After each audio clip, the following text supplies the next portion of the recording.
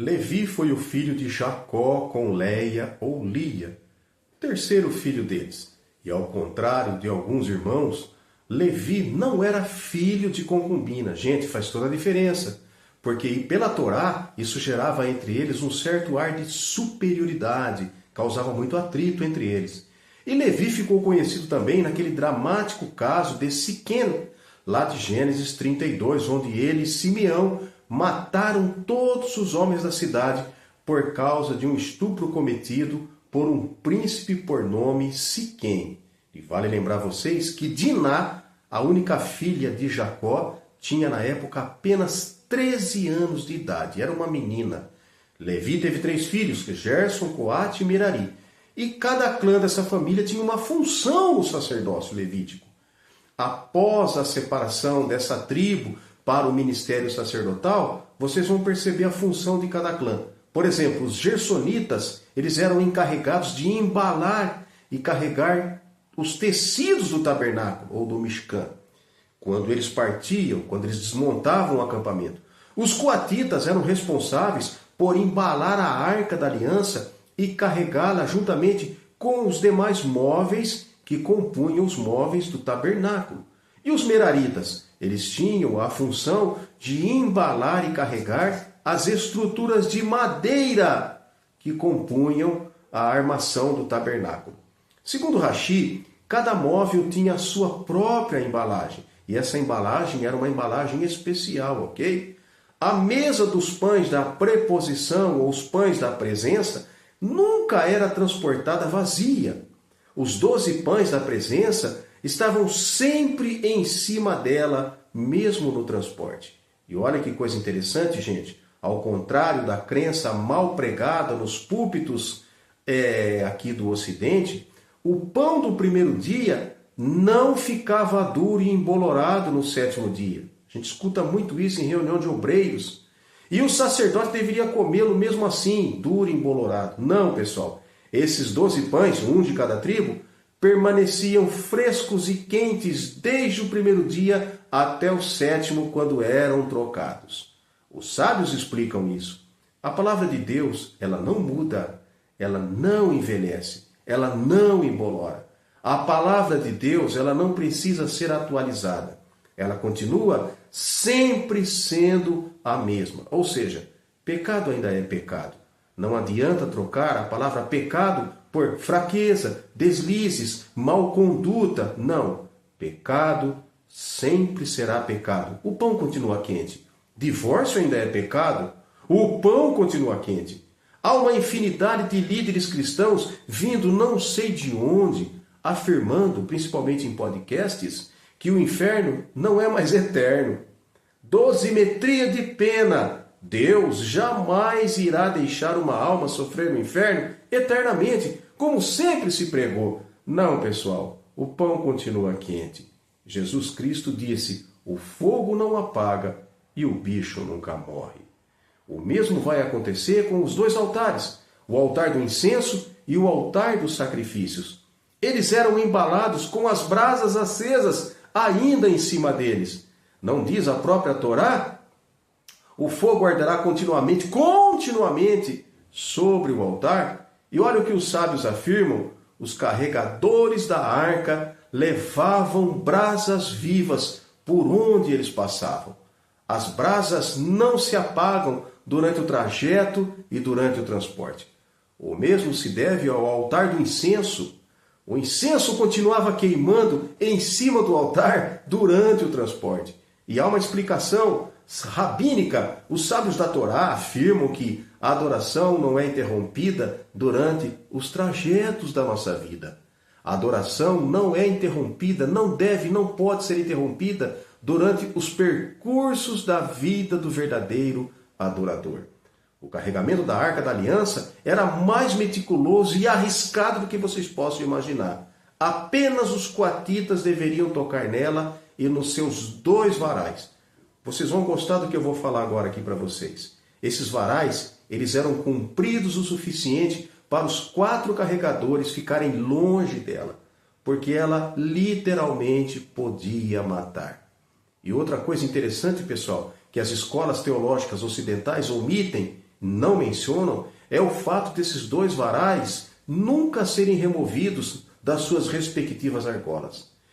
Por isso, quando a Arca da Aliança era guardada dentro dos santos, as pontas desses dois varais faziam volume na cortina. Cortina esta que separava o lugar santo dos santos, o Kadosh HaKadoshim. E é aqui, pessoal, que é fabulosamente dado um dos 72 nomes maravilhosos do Eterno, o nome El Shaddai. El Shaddai, pessoal, não é Deus Todo-Poderoso, como vocês aprenderam. Deus Todo-Poderoso é Adonai El Gibor. Shaddai, gente, vem de Shad. Shad vem da raiz de seios que amamentam. E por que o Eterno recebeu esse nome? Vocês vão gostar disso. O Eterno recebeu esse nome em conexão com os dois varais da Arca da Aliança, porque quando a Arca da Aliança era guardada dentro dos Kadosh HaKadoshim, ou dos Santos, juntamente com os dois varais que nunca eram removidos, a ponta dos mesmos fazia volume na cortina, lembrando dois seios femininos. Olha que coisa fantástica! Vocês vão dormir com isto. A primeira coisa que o Kohen via quando entrava no lugar santo para ministrar, ou seja, fazer a troca dos pães, limpar os cálices, limpar as cinzas e acender a menorá e queimar incenso no altar de ouro, a primeira coisa que eles viam era esse volume na cortina lembrando dois seios. O que vinha na mente deles não vinha malícia não, gente. Olha que coisa maravilhosa. A primeira coisa que vinha na mente deles é: tem uma mãe, Imá, tem uma mãe sustentando Israel. Tem uma mãe sustentando e alimentando os filhos de Israel. Agora é que entra uma revelação que vai deixar vocês de queixo caído. E a gente só sabe que acontecia isso por conta da fantástica tradição oral, ou da Mishnah. Eu não vou nem citar o Talmud, e não vou nem citar Midrash, eu vou ficar na Mishnah. Os 4 carregadores da arca não podiam dar as costas para a Arca da Aliança. Isso é fácil, pessoal, para os 2 carregadores que seguravam os varais aqui atrás. Eles, claro, matematicamente tinham que olhar para a frente, para a arca. Os sábios afirmam que se nem os 2 querubins, que tinham o rosto de criança, gente, podiam dar as costas para a arca, quanto mais os 4 carregadores da Arca da Aliança. Os 4 nunca deveriam dar as costas para a arca. Os 4 nunca deveriam perder a visão da arca, a visão da Kavod, a visão da glória. Uma vez envolvido com a glória, nunca perca a visão da glória. É por isso que aquela criatura de Ezequiel, no capítulo 1 do seu Sefer, do seu livro, tem olhos por todos os lados, para nunca perder a visão da Kavod, a visão da glória. É por isso que aquela criatura de Apocalipse, capítulo 4, tinha olhos por todos os lados do seu rosto, para nunca perderem a visão do trono, da glória. Onde quer que olhassem, seja para a direita, para a esquerda, para cima, para baixo, nunca perdiam a visão da glória. Carregadores da arca nunca perdem a visão da glória. Mas então nós temos aqui, pessoal, um paradigma, um grande problema. Se os 2 carregadores da arca da frente não podiam dar as costas para a arca, como eles tinham direção? Como eles andavam e se direcionavam carregando ela em seus braços? Simples. Quando os 4 coatitas tocavam simultaneamente nos varais da arca, eles eram levantados do chão por uma coisa de apenas uma lâmina. Ou seja, eles eram tirados do chão. Eles carregavam a arca. Mas os sábios afirmam que, ao mesmo tempo, a arca também carregava eles. Deixa eu te falar uma coisa. Você é o que é, chegou onde chegou, e tem o que tem, e sabe o que sabe, não é pelos seus próprios méritos. Nunca foi.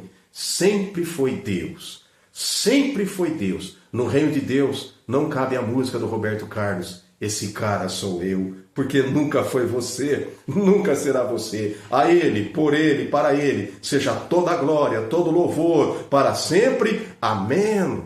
Amém. Agora, olha que outra coisa interessante. A direção da arca, a direção da glória, a direção da kavod nunca será humana. Nunca o homem irá ditar, nunca o homem irá dizer para onde Deus deve ir, ou o que Deus deve fazer, e aonde Deus, o Eterno, deve chegar. Você já leu Josué, capítulo 1, quando aqueles carregadores da arca chegaram na beira do Jordão, na época da cheia, as águas se abriram, mas e o lodo da Nilo? Carregadores da arca não pisam na lama. Carregadores da arca ficam longe da sujeira. Carregadores da arca não se metem onde tem lama e sujeira. Que o Eterno te abençoe grandemente a sua vida nesse ano de 2025. Que seja um ano onde vocês, como carregadores da kavod, carregadores da arca, carregadores da glória, possam alcançar o melhor de Deus para as suas vidas. Amém. Shalom Aleichem.